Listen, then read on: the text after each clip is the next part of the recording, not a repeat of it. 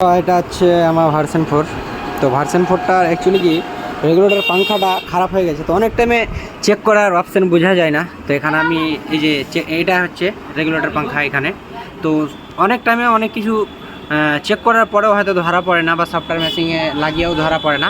But আমি একটা এখানে এই যে এখানে জ্যাকটা দেখতে পাচ্ছ, এই জ্যাকটা এখানে থাকে, কিন্তু এখানে আমি একটা জাস্ট লাইট লাগিয়ে টেস্ট করলাম। তো এখন টেম্পারেচারটা দেখবো কত আছে।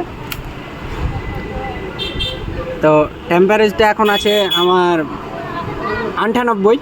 হ্যাঁ, তো এখন আমি গাড়িটা স্টার্ট করব এবং 100 হবে, লাইটটা জ্বলে যাবে। তো এটা হচ্ছে মানে কানেকশন পাংখার কাছে আসছে কিনা বা গাড়িটা দিচ্ছে কিনা রেগুলেটরগুলো। তো এখন বর্তমানে এখানে আমি দেখাচ্ছি 97 হয়েছে। হ্যাঁ, 97। তো যাই হোক, মিটারটা তো বোঝা যাচ্ছে না, গ্লাস মারা আছে। তো এখানে 97 দেখা যাচ্ছে। হ্যাঁ, এবং একটু ভালো করে দেখাবার চেষ্টা করছি।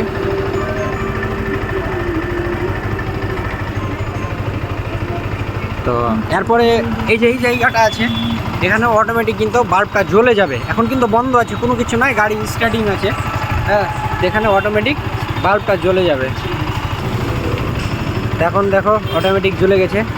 আবার এই যে বন্ধ করলাম, বন্ধ হয়ে গেল গাড়ি। আবার গাড়ি স্টার্ট করব, জ্বলে গেছে। হ্যাঁ, তো এটা যতক্ষণ অটোমেটিক গাড়িটা ঠান্ডা হয়ে যাবে, যখন গাড়িটা একটু স্টার্টিং বন্ধ হবে, তারপরে অটোমেটিক কিন্তু লাইটটা নিভিয়ে যাবে। তো দেখি কতক্ষণে নিমাচ্ছে।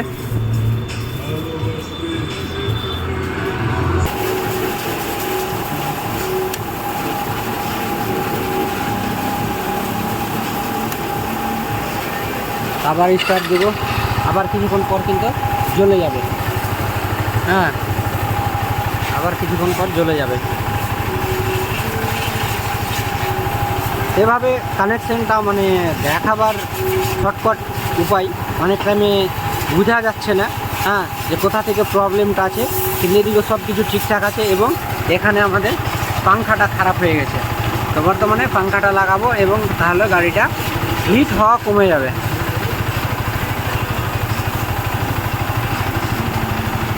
আবার কিন্তু এখানে যখন টেম্পারেচারটা বাড়বে, কিন্তু লাইটটা জ্বলে যাবে।